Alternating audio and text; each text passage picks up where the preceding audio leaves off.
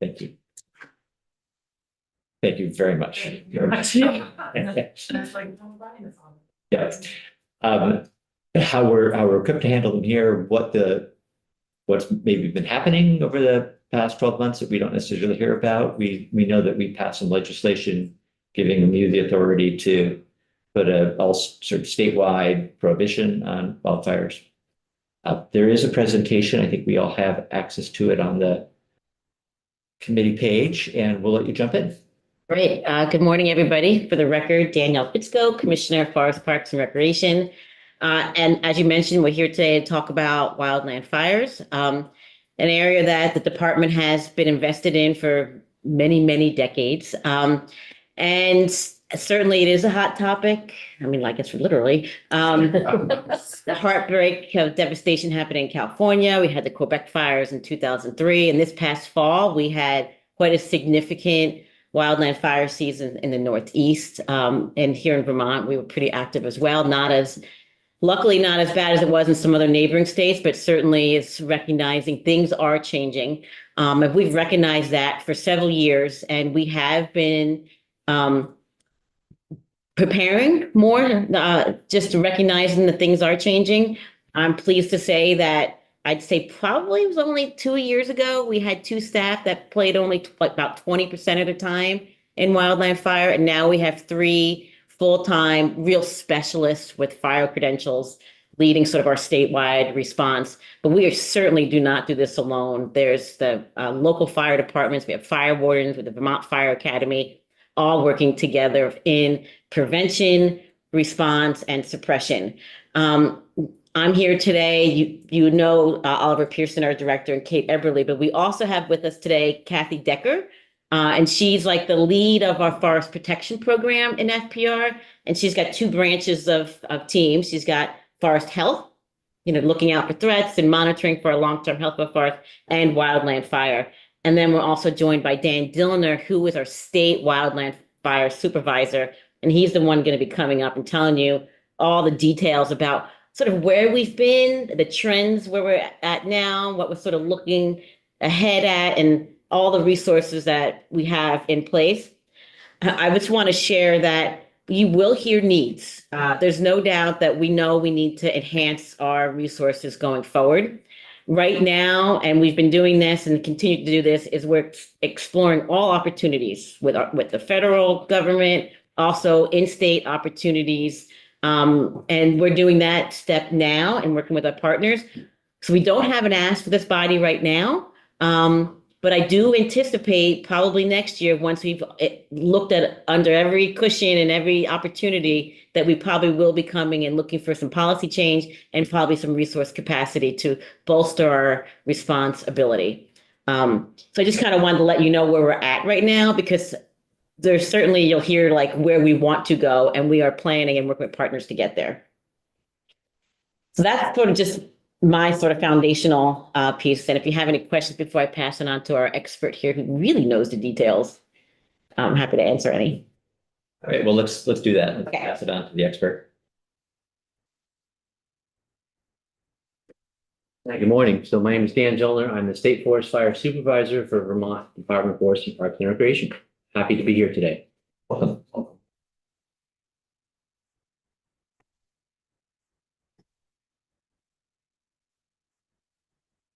All right, so my goal today was to kind of give you an overview of our program, since many of you probably don't know exactly what we do. A little bit about kind of the accomplishments in the past year, and then leading into some of our response capabilities that we have, and then talking about this past fire season and some of the statistics of where this year fits in, and then kind of finishing up with just a little bit of where we are on our future of our program to head, or where we think we need to be. Feel free to interrupt me with questions as we go along. It's probably easier than waiting to the end. So I'm happy to have a conversation.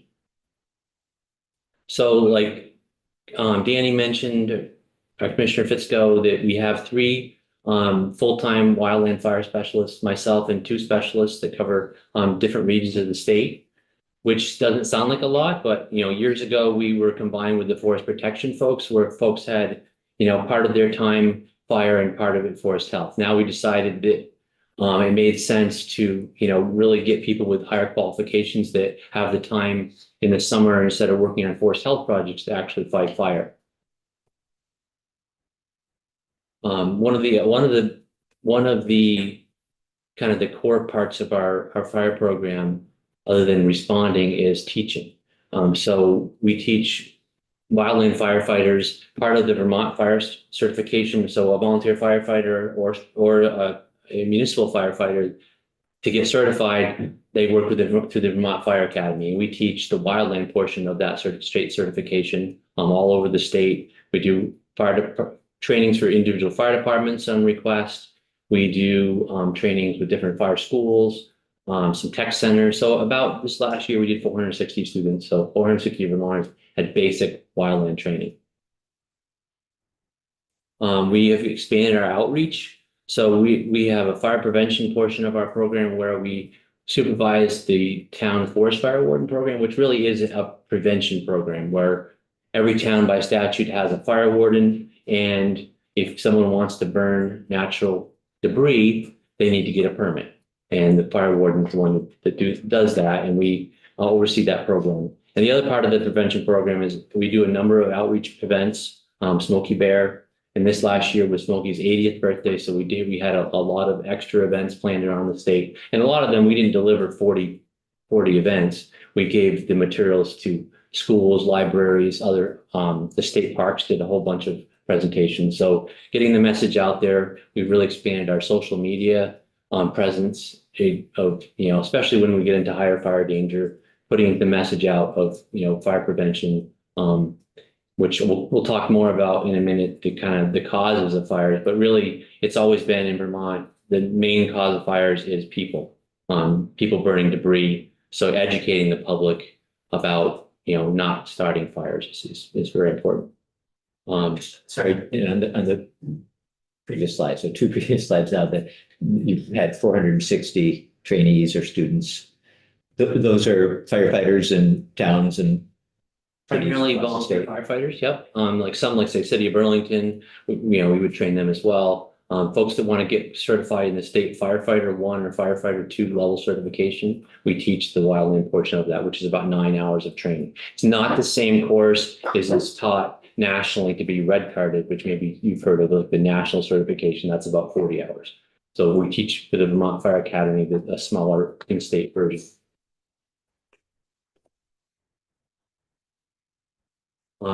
Another big part of our program that we do every day, from I think we start around March 20th through the end of November, is putting out a daily fire danger forecast. So it goes out, it's on our website. There's a fun email that anyone can sign up for, the public. We have, most of the fire wardens, fire chiefs, fire departments are on that email, a lot of media. So we put out, a notification of what we think the fire danger is going to be. It's forecasted for the day. Put that out early in the morning, so people can have an idea. A lot of fire wardens look at that and say, hey, I'm not going to issue burn permits today because we're in elevated fire danger. That's located on the department's website. Yep. You could just Google fire danger Vermont and you bring it right there and you click on that little button that says fire danger email sign up and you can come right in your inbox every day. Okay, thank you.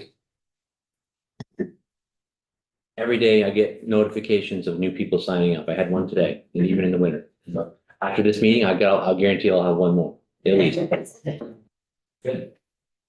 Another thing we do, every year we get some federal money from the U.S. Forest Service to give out to the towns as part of Volunteer Fire Assistance Fund, where it's for towns under 10,000 population to help them get wildland personal protective equipment, the correct PPE and tools and equipment, hose, specific for wildland.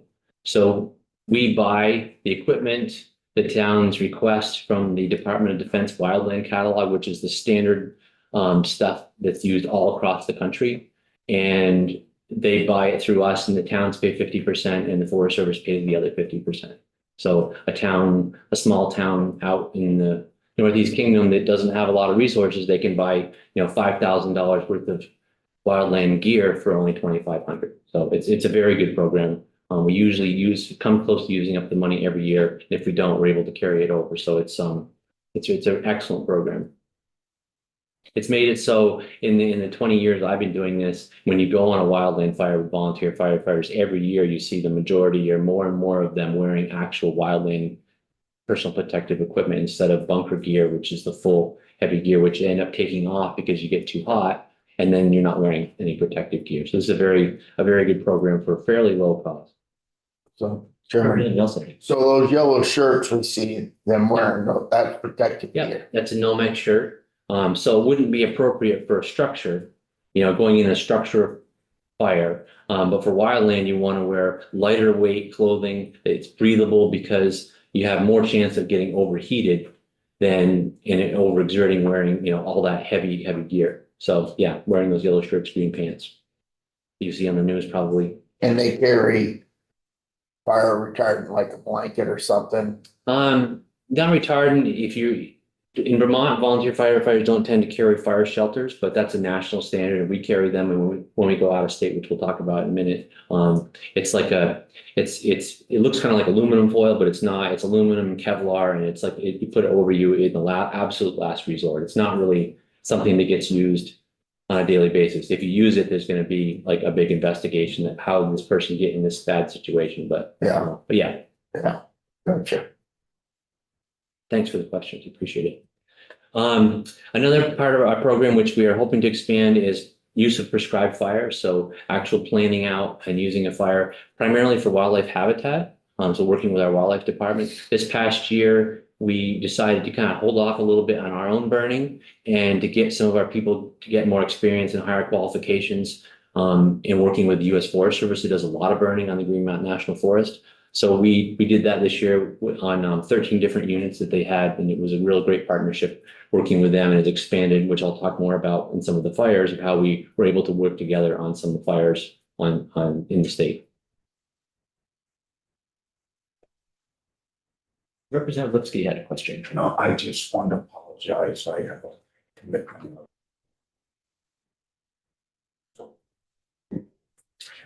This little window here.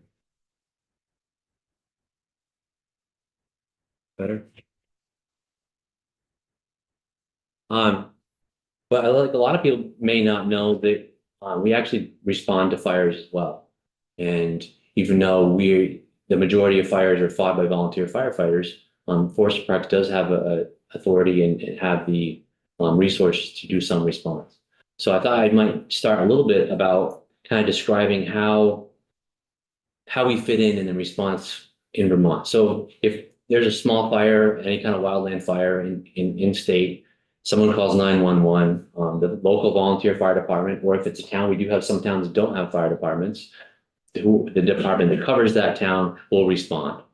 And if the fire is bigger than they can handle with the people that show up, which during the week in a small town, it might only be 2 people, they're going to immediately go to their mutual aid, which would probably be the neighboring towns. That's fine. That works for almost all the fires. They're small, they keep them small, they get on them really quick. Sometimes fires get bigger. So they're going to reach out to their mutual aid partners and expand it to more towns. That may be more than they can handle, or they want some expertise. So they would reach out to us to assist. And so they may call me directly, or they may reach out. We kind of encourage them to work through Vermont Emergency Management to have us dispatch through them as they would other state resources like hazmat. So we get dispatched there and we show up to help. One of the things we don't do, we don't just come into a town and say, we're taking over the fire, and we work with local resources. And so we can help them. And many, many times, all they need is just a little bit of expertise. Some advice on, it looks like they're catching this fire, but maybe some advice we can give them on how they might be able to work it better. But volunteer firefighters have other jobs. So when a fire goes more than one day or a few hours, that's where they often really need our help. And that tends to be in times where, like this past year, it was more drought conditions where a fire had to get down in the ground, it's going to go for multiple days. And the volunteer fire departments typically, they really can't deal with fires for many, many days. They need to get back to work. So that's kind of where our role, I see it, is coming in and helping them. But if it's something that we can't assist with enough with our small amount of resources, we are part of our larger program nationally, and we can request other resources to come in. We have some specialized equipment, and like I said, the ability to order other resources, which I'll show you in a minute. So we do have a team of some wildland firefighters, folks that are nationally certified. So that red card that you hear about, it's just a qualification card that says that you have met the standards that is nationally agreed upon. So I can go to another state, anywhere in the country, and they recognize my training that matches the national standard. So right now we have 15 firefighters, or just basic firefighters, that are trained and certified each year. We have 6 folks that are trained to be on the incident management team. So besides just fighting fire, there's a lot of other positions. A national large incident management team might go out with 100 people in different positions to run large fires. We have 3 of us that are trained as fire line supervisors to supervise staff, make sure that they stay safe. And then this last year, we did nationally qualify 23 people, which is up from 12 the year before. So that's, it's not a lot, but it's, that's the way we're moving. And are those 15 firefighters employees of the department? Yes, they're state employees. They are all FPR employees, foresters. Yep. And I'll talk towards the end of some of the things we'd like to do. But right now, because of the size of our staff, we really don't have the capacity to bring on a whole lot of other employees and train them and, hold all their training certifications and outfit them. And there's physical fitness. There's a whole lot to do with it. So we really can only manage the few people that we have right now. We do have 3 fire response vehicles. So they're vehicles that are kind of set up. They don't carry water, but they carry the tools and equipment to bring to a fire. Things that are most commonly requested from fire departments. Fire departments have, hand tools. If they can drive to a fire, they typically don't need our assistance, at least most of them. But if the fire is remote, we may need to put in, a long amount of hose lay or forestry hose to get out to a fire, high pressure pumps, that kind of thing. So we have some extended attack trailers as well. This past year, we did 9 response requests, which was maybe 9 times more than some years. Usually it's a couple, but 9 was a lot more than we had seen in a long time. Most of them, you can look at the numbers of staff that responded. 1 or 2 people that showed up, probably gave some advice, helped kind of coordinate some resources. But we did have one of them, the Morgan Road fire in Barnard. I think there's someone here maybe that represents Barnard. But you probably heard of this fire. And it was a couple weeks to get that fire out. And so we worked on that fire with 17 forestry staff, as well as help from the U.S. Forest Service in the state of New Hampshire. We were able to order up an engine through a partnership with them, which we'll talk about in a minute. So those are some of the fires that we worked on. I'll go more into that in a minute, specifically on that Morgan Road fire.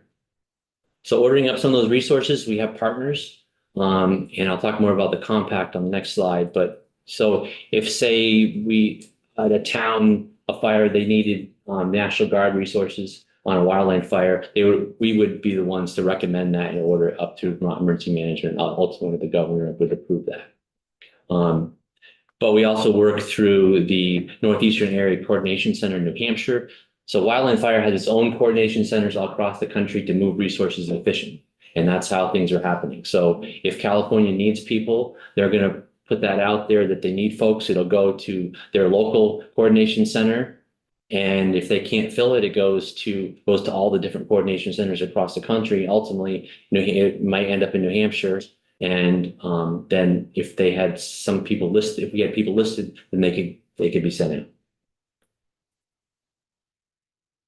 The Northeast Compact, which maybe some of you have heard of, is a pretty amazing organization. That's basically Vermont's mutual aid. So, we have, and the cool thing about the compact is that we don't have a written agreement with them. It's in statute. That's pretty awesome. And somebody in their infinite wisdom a long time ago wrote the statutes up, and all the states have the same statutes in their state statutes, which is pretty cool. So it was established after some devastating fires in 1947. So if you're interested, you could look up online. There's a really cool video from the Maine Forest Service about the fires in 1947. But that kind of, where Bar Harbor was burned up, I'm sure you all heard of Bar Harbor.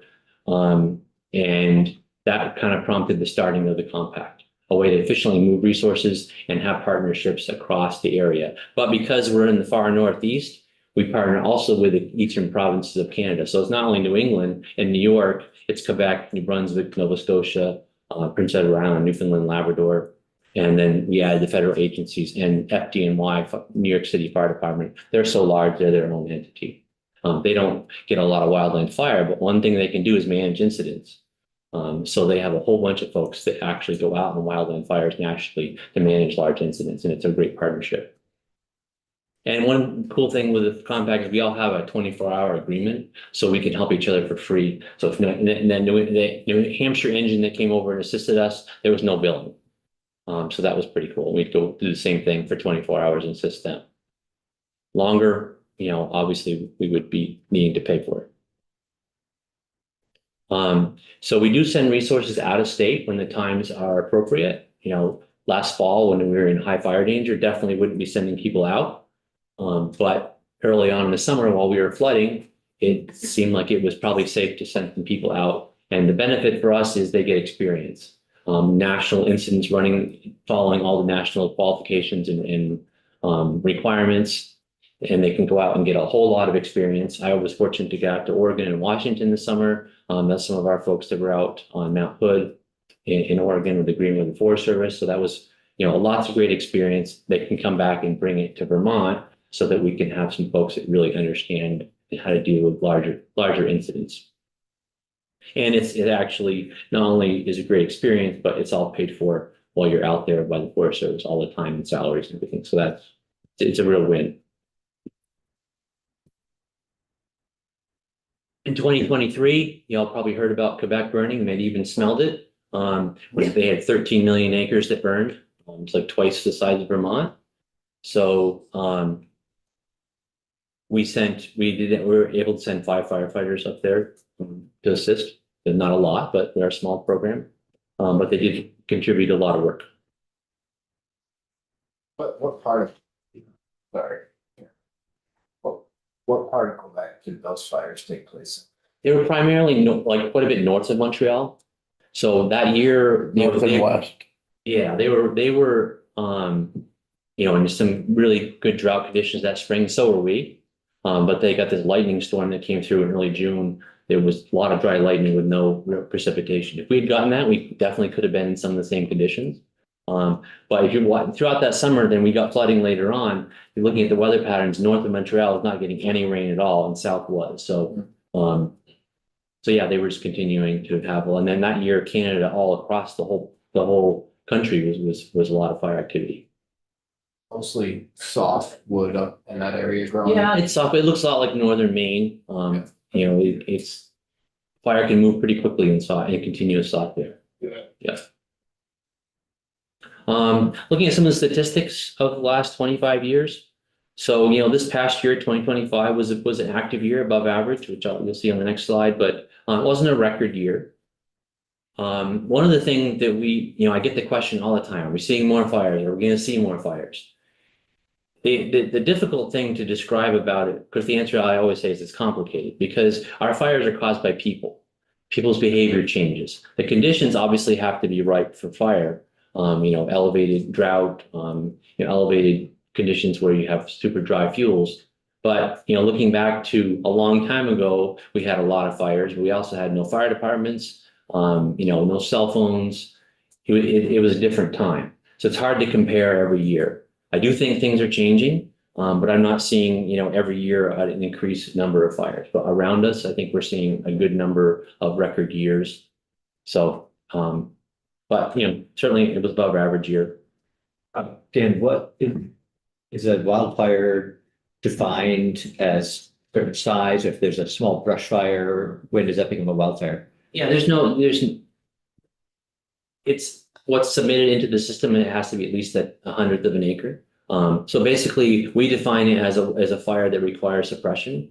It's an escaped fire in natural vegetation that requires suppression. So if someone's having an illegal burn and the fire department goes and puts that out, that would not be considered a wildland fire, even though it's outside. So something that's actually escaped and requires suppression because of the conditions. So looking at, this past year, it's very common that debris burning, so someone illegally burning debris without a permit, and it escapes, is usually the main cause. This year, because of the conditions we had in the late fall, getting into colder conditions, we had it's not really unique, but it's unique for this year that we had so many, was fires caused by improper disposal of wood stove ashes. So people that took out their ashes, dumped it out back, not thinking about how dry it was and windy. We had a lot of wind in October, November, and that caused a number of fires. Power lines, I think we had 8 power line fires this year. So high winds take a tree down, causes fires. Very few lightning fires we get in Vermont. It does happen, but it's really not common. Towards out west, it's really hard for them to deal with. It's out of your control how many lightning storms come through. A lot of these things are kind of within our control, and a lot of that's to do with education and prevention. But looking at the acreage from the improper disposal of ashes during that drought and time we had in October, November, really bumped things up in terms of the percentage. So you can see we are a little bit above the 10-year average for fires and acres. So looking closer at the fall of this year, that was where we were kind of blown away of how much fire activity we had in 2 months. So we had 38 fires for 110 acres just in October and November alone, which was for the acreage, it was 18 times higher than the 25-year average. So it was kind of crazy. I think it's about 3 times higher for the numbers of fires. So we thought that was kind of unique in a story that we wanted to tell. It's kind of a perfect storm of, we had all that wet weather, then we had a beautiful September, amazing dry weather, which was awesome. And then we had, a little bit of shower activity, but the southern part of the state was really quite dry. And then right after the leaves fell off, we had no precipitation for a long spell. And then those leaves just stayed super fluffy and crispy, and then fires carried really well. Frost killed all the other vegetation. Yeah. Some facts from this past year that I thought were worth sharing. So this past year, we worked on something new, which is standard for most states, is a statewide wildland fire preparedness level, which kind of drove our staffing.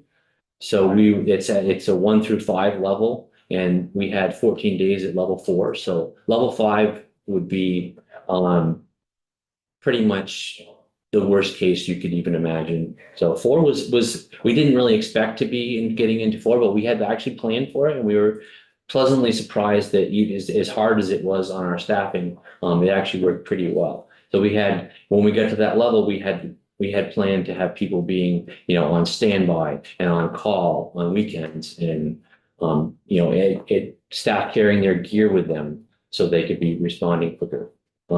We did have 2 days where the fire danger actually went to extreme. So what I put out in the morning, and what our team does, is the fire danger forecast, just like your weather forecast, not always right. In 2 days, it actually went up to extreme when we got the numbers at the end of the day, which wish we could have forecasted that, but whether it's very high or extreme, it may not matter exactly. But I hadn't seen that in my time forecasting fire danger. But we had a number of days. I mean, even in moderate fire danger, fires can escape.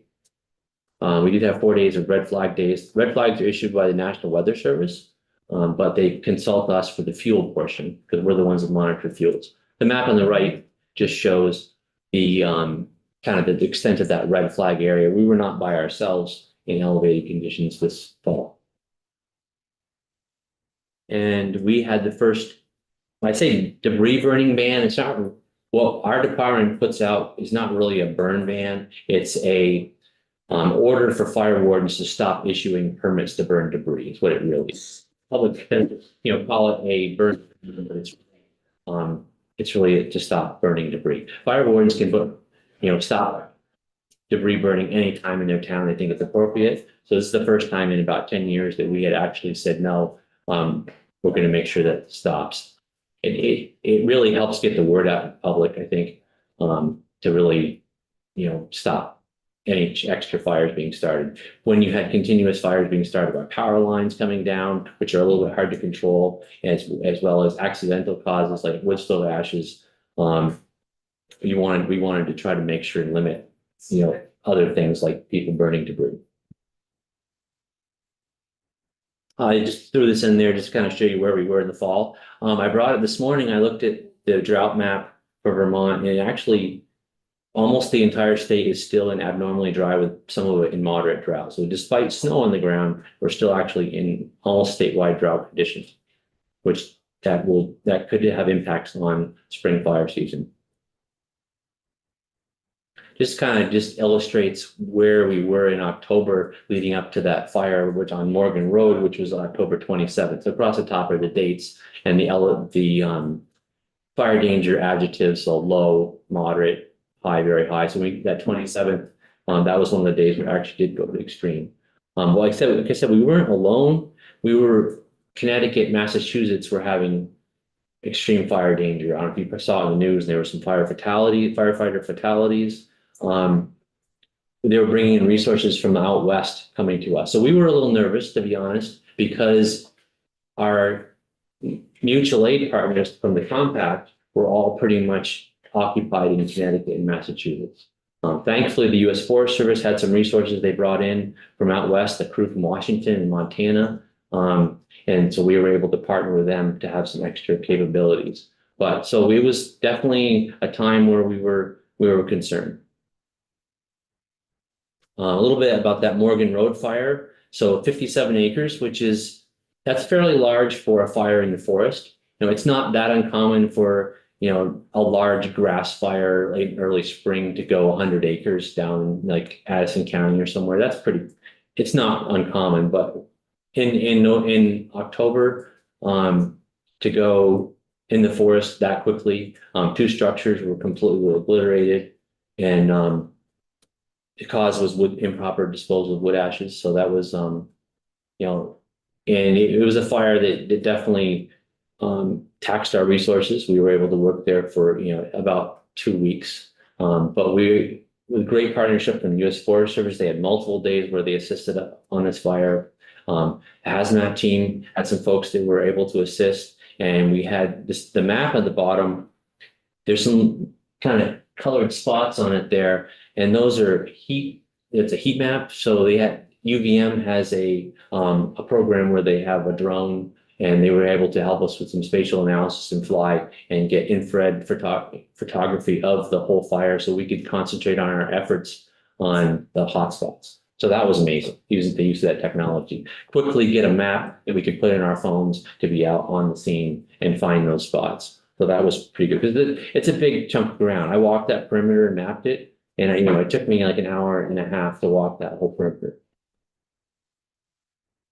But because of the conditions and, the fact that there were 2 structures lost, and there was another structure 400 feet away that didn't burn, we felt like it was really worth our while to put as much effort as we could to try to stop this fire, because it had a lot of potential. Yes, sir. Sure. What was the destruction done to the vegetation up there? Totally lost, or just? Well, it was primarily a leaf litter fire, so the leaves had fallen down. Yeah. I think in the majority of it probably will have minimal impact. Where it was in the softwoods, that was where, like, those spots of heat on the map, that was really under hemlocks and spruce and got in the ground. I think there'll be some mortality in those places. Mhm. But in general, it went really quickly through the leaf litter, and probably will cause minimal damage. Now, would you go back with a landowner and talk to him about how to manage those spots afterwards, or would Forest and Parks send someone to the landowner to say, you've lost an acre of spruce here, maybe you wanna cut them down and. Possibly, I mean, we hadn't been asked to do that, so it's possible. It might be kind of falling into more of the county forester type role. Yeah. But yeah, might be. I think a lot of it is gonna be fine. I mean, I think it just, a lot of it is Yeah. burned off the leaf litter. It went really quickly, so it didn't get down in the ground and then under the hardwoods, but softwoods it definitely did. And that's where we were concerned because it was holding the heat down there and it was really hard to put it out.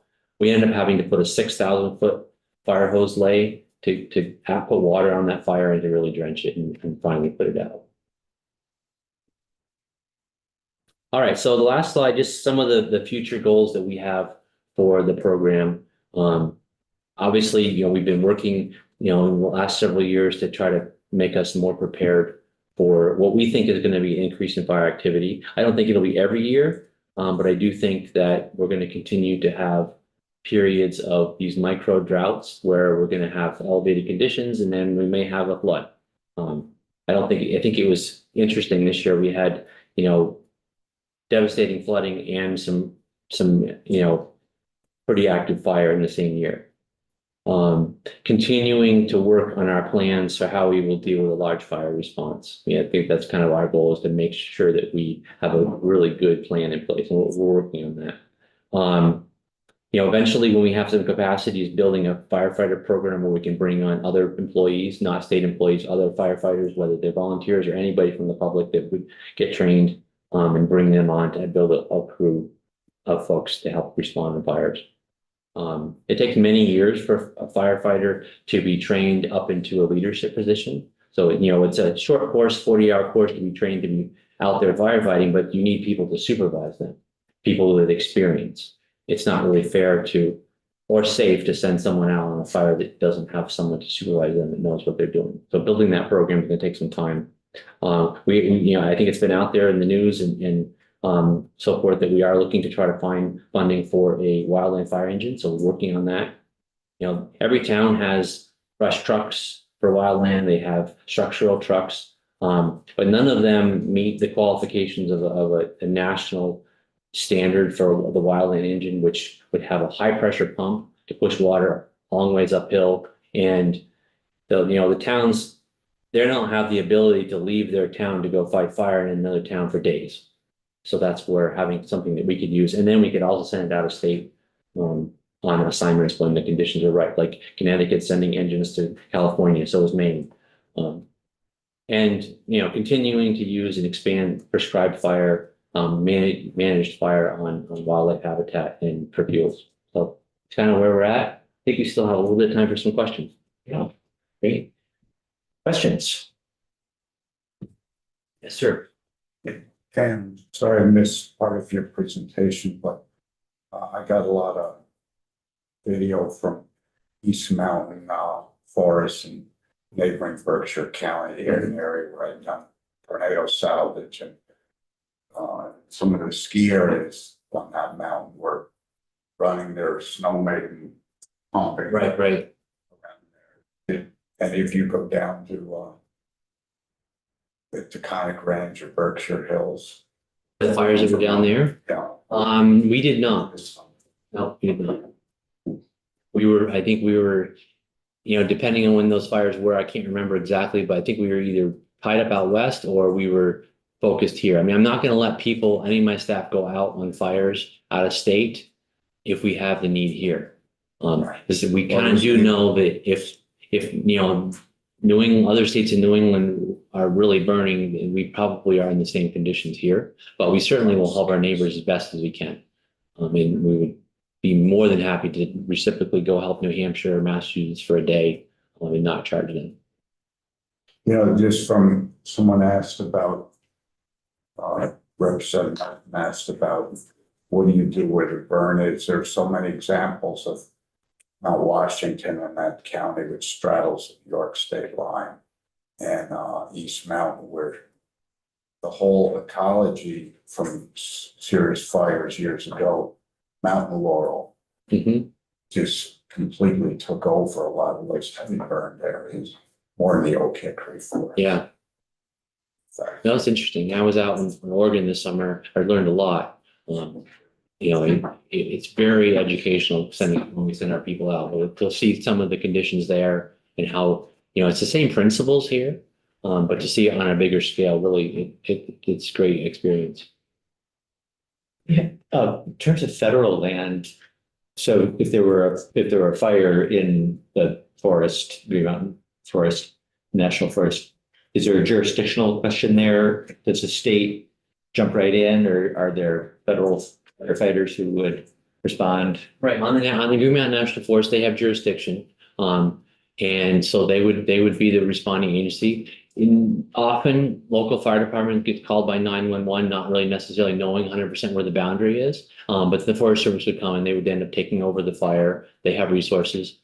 They would probably call us to assist. We've been working a lot with them, and they don't have a very big crew of folks, so we work with them a lot, and so they may call us for assistance as well. So to fight a fire on federal lands, you have to actually have national qualifications. So they would be asking us or other compact members, if it was large enough, they may call in, neighboring states or the White Mountain National Forest in New Hampshire. We work closely with them as well.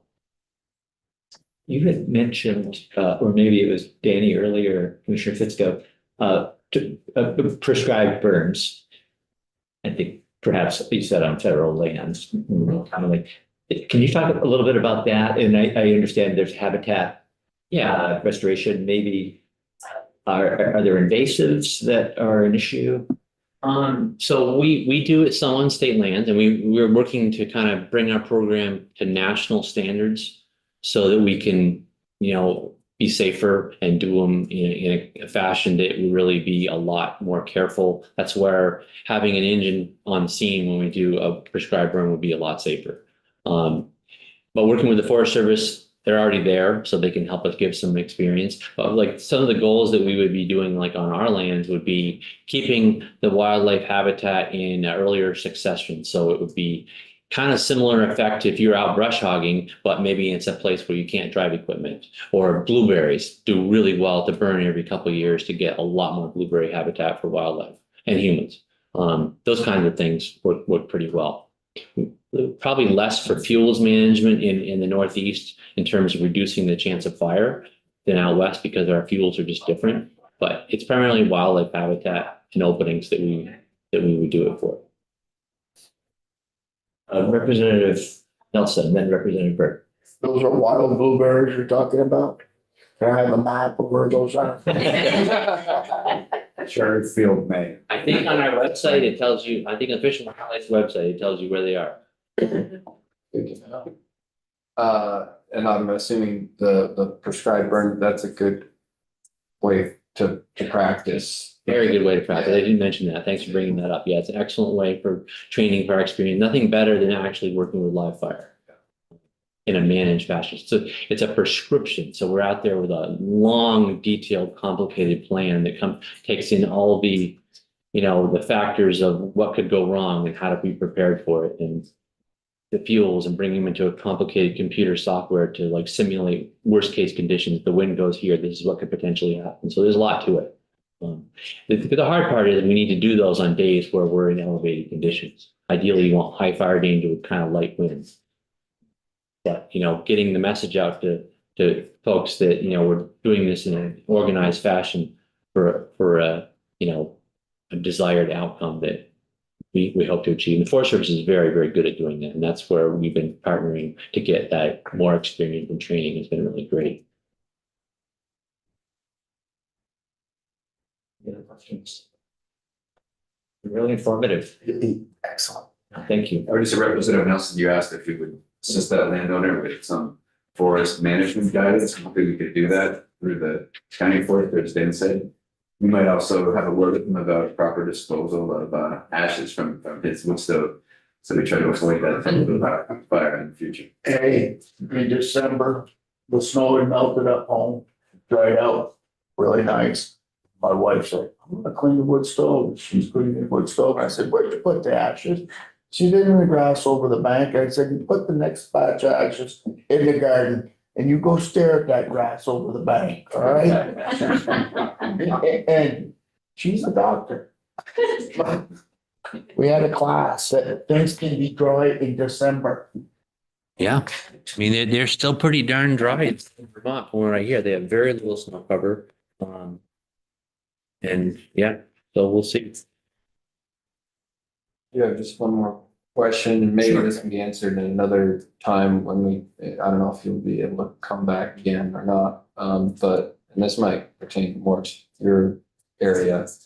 In terms of the 30 by 30, 50 by 50 legislation, how does that affect potentially our, forests for future wildfires or suppressing them? Is there an ideal makeup of our forests at large that would prevent fires? I mean, 30 by 30 is mostly about conservation and making sure that the permanent 30% of the landscape is permanently conserved by 2030. And within that, there's 3 definitions of categories of conserved land. One of them is natural resource management land, which would be able to have working forests and active managed forests. The guiding document around the 30 by 30 bill is Vermont Conservation Design. You may want to have a presentation about that sort of blueprint that outlines sort of ecologically functioning landscape. It's mostly about wildlife. But it talks about like intact forest, old growth forest, young forest, and that's sort of the goals around it. I don't know if there's so much correlation in wildfire. I think most of our focus should be on prevention, being able to respond, and suppression. And I don't necessarily think the 30 by, I'm not seeing the 30 by 30 connection. Maybe you Yeah, are. no, I mean, I think it's a good question because there's this whole science of fire ecology and some ecosystems are fire adapted and need fire for regeneration. But I think our posture in Vermont, and Dan can correct me if I'm wrong, is that if there is a forest fire or wildland fire, we want to try to put it out. We're not in sort of business of, oh, we should let that burn because we need more of X forest type. As Danny said, in Vermont Conservation Design, this blueprint, there are targets for young forest. There's different ways to get to young forest, of course. A selective harvest can produce a younger forest.